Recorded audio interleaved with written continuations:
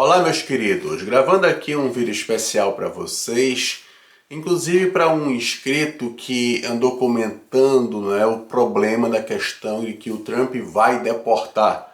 Eu já falei aqui em 2 vídeos para vocês sobre o que supostamente possa acontecer no governo do Trump, mas o cara me rebateu dizendo que eu não sei o que é uma vida de imigrante legal. Nossa, e ele fez assim uma certa afirmação que eu acho que ele não conhece bem a minha história. Então, eu vou contar para vocês como é que era a minha vida quando eu fui ilegal nos Estados Unidos.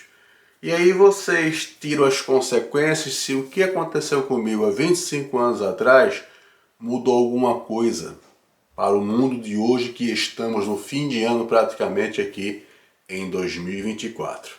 Ficou curioso? Roda aí!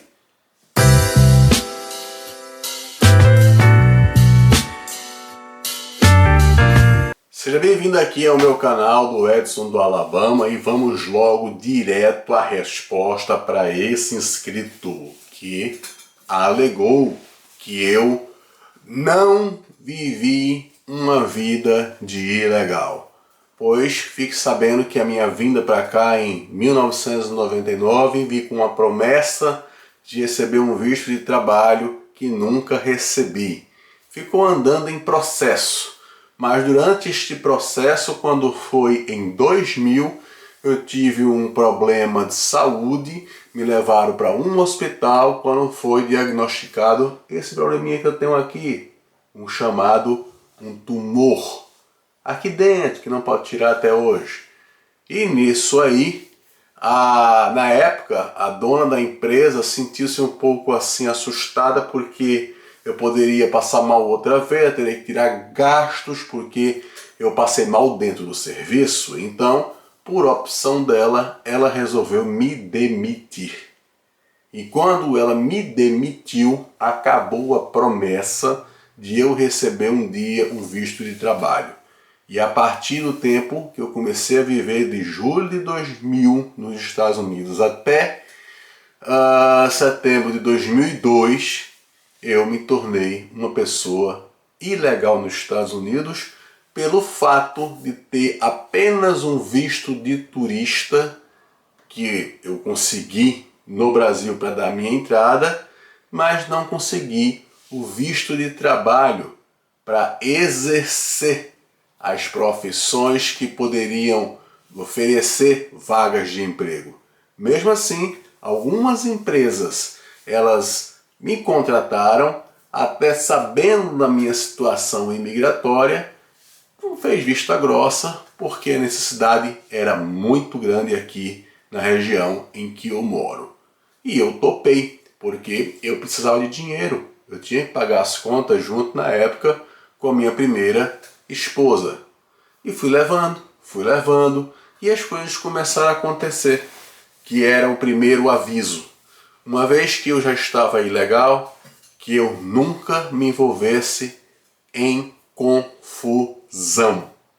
Confusão é arrumar briga, discussão idiota com o vizinho por nada, problema de trânsito, nem pensar cometer qualquer delito, no caso crime aqui nos Estados Unidos. Não, apenas respeitar as normas que são oferecidas e pedidas aonde eu moro para que eu não tivesse problema. Número 2, ficar longe das pessoas que estavam sempre de olho, já estavam legalizadas no país e elas poderiam ser uma ameaça na minha vida. Porque infelizmente acontece aqui nos Estados Unidos de brasileiros que tornaram-se cidadão denunciar brasileiros que não têm documento, porque acha que é uma ameaça, que é um problema. Ou então por uma questão idiota mesmo, porque não simpatizou com o outro e acha que tem o poder de denunciar para a imigração, que já para denunciar alguém tem que ser um cidadão americano. Não é quem tem green card ou qualquer outra pessoa.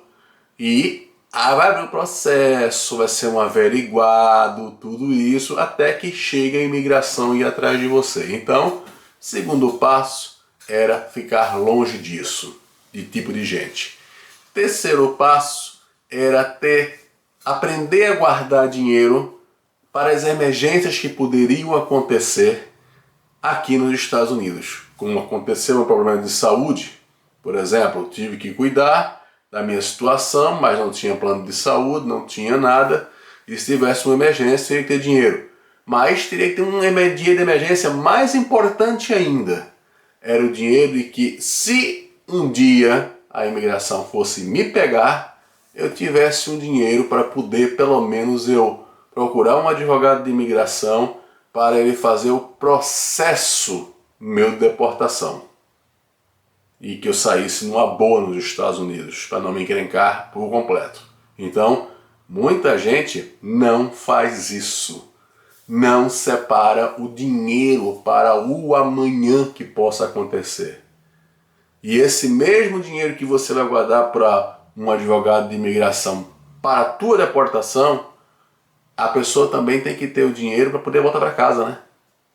E recomeçar a vida, né? Hoje, no Brasil, o dólar está a R$5. Quer dizer, se você juntar 10 mil dólares, entendeu? Tá chegando no Brasil com 50 mil reais. Se você juntou 20 mil dólares, tá levando 100 mil reais. Eu já falei aqui em vídeo que eu tenho aqui, vou deixar no final do card para vocês, tá?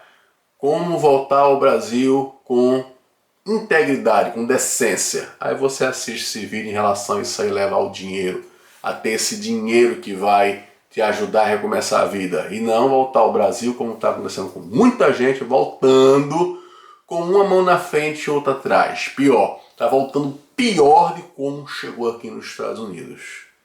Será que você não conhece alguém que já passou por esta situação? Pois fique sabendo que existem pessoas sim que passam por isso aí. Então, dinheiro é tudo, é a poupança. Ah, Edson, mas eu guardo quanto, eu digo quanto? Já falei também aqui em vídeos, na minha história que eu conto a vocês, que é como eu venci no Brasil. Tem um dos capítulos que eu relato lá, através de um amigo meu que me orientou e disse: Edson, você precisa aprender a guardar dinheiro. Tipo, você paga toda a sua despesa, o que sobrou, tira 60% do que sobrou, guarda e só use 40%. E nunca mexa nesses 60%, porque esse 60% é o que vai garantir o teu amanhã. Agora, você faz isso, guarda esse dinheiro, bota num cofre, num banco, coisa parecida? Pois é. Então, essa era a minha realidade. Eu tinha que ter um dinheiro para voltar. E o meu caso foi muito pior, porque eu voltei, que eu vou contar isso em um vídeo meu, que foi o período em que eu fiquei ilegal nos Estados Unidos, como é que foi, vou fazer uma minissérie sobre isso. Eu voltei confiado, entendeu? Porque já tinha entrado nos Estados Unidos 3 vezes como turista, e a última vez que eu entrei, a diferença de quando saí para entrar, tipo, saí em dezembro de 99, janeiro de 2000 já estava entrando de novo nos Estados Unidos. Então, nessa minha terceira entrada, já estava, na minha quarta entrada na verdade, né? Eu já estava confiado de que eu ia entrar aqui nos Estados Unidos na época com meu filho e o meu filho que era uma bebê, que era uma criança.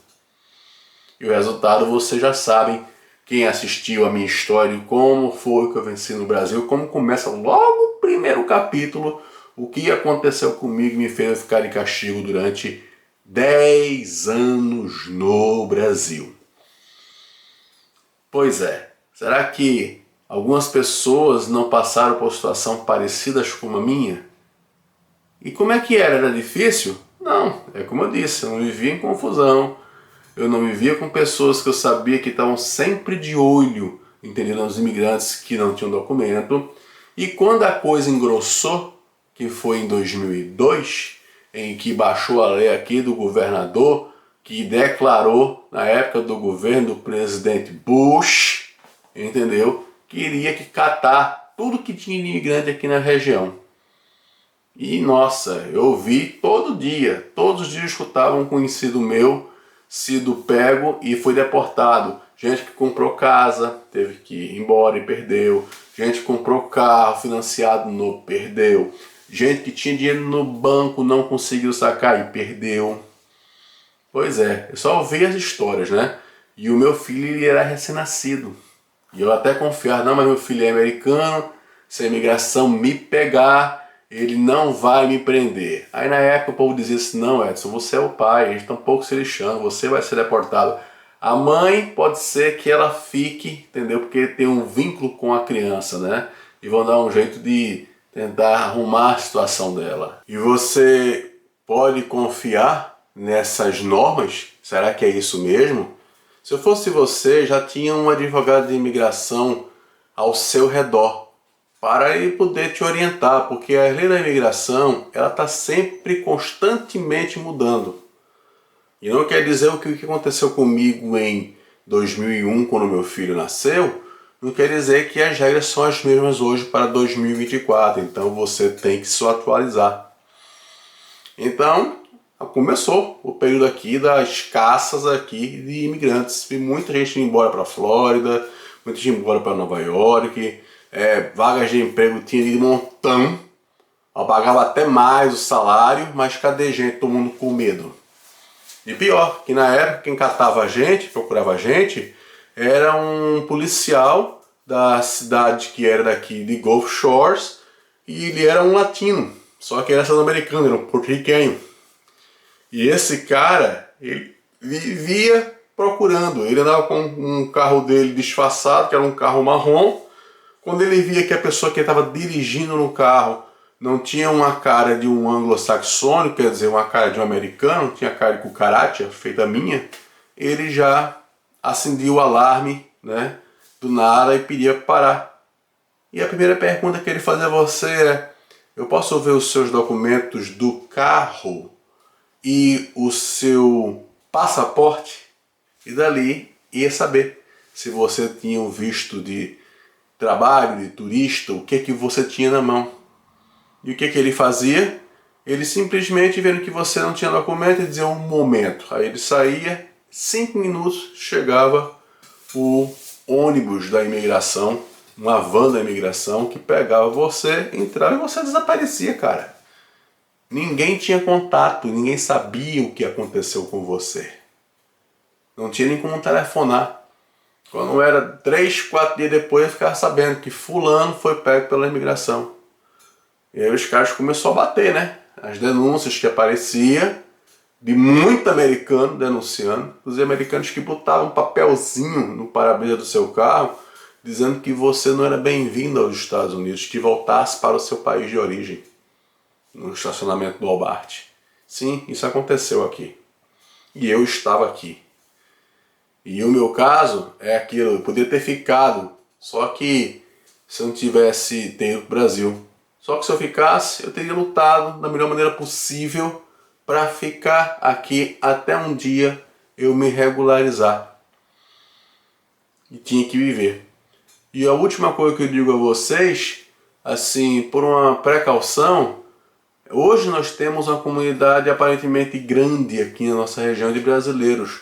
Mas cuidado com certos brasileiros que tem aqui, que às vezes eles só querem ver você pegar fogo mesmo. Ele já se regularizou, ainda nem sequer se tornou sul-americano, aí tá tocando tipo aquela palavra, né, o ter, né, não vou dizer o completo todo, né, para assombrar as pessoas, porque vê mídias, notícias, um monte de fake news, que já falei aqui no meu canal sobre isso, né, para espalhar nos grupos do WhatsApp que tem, para assombrar as pessoas. Então cuidado com esse tipo de gente também, viu? Cuidado, porque tem muita gente aqui que tá dando certo, passando por cima dos outros, derrubando os outros, entendeu? E não quer de forma alguma compartilhar o seu sucesso com o próximo aqui que chegou querendo tentar dar certo, mas infelizmente chegou numa condição errada e quer se regularizar. Então essa é a resposta que eu dou para esse inscrito aí que quis afirmar categoricamente que eu não sei o que é uma vida de um imigrante, de um ilegal. Agora você que está assistindo, entendeu? Se você encontra na situação que eu encontrei, bom, escrever você não vai dizer nada, né? Mas um dia a gente se encontra por aqui na região e você vai dizer o que é que achou que eu falei. Se eu tô errado, se mudou alguma coisa depois de 25 anos. Falou? Para vocês que ficam aí, aquele abraço.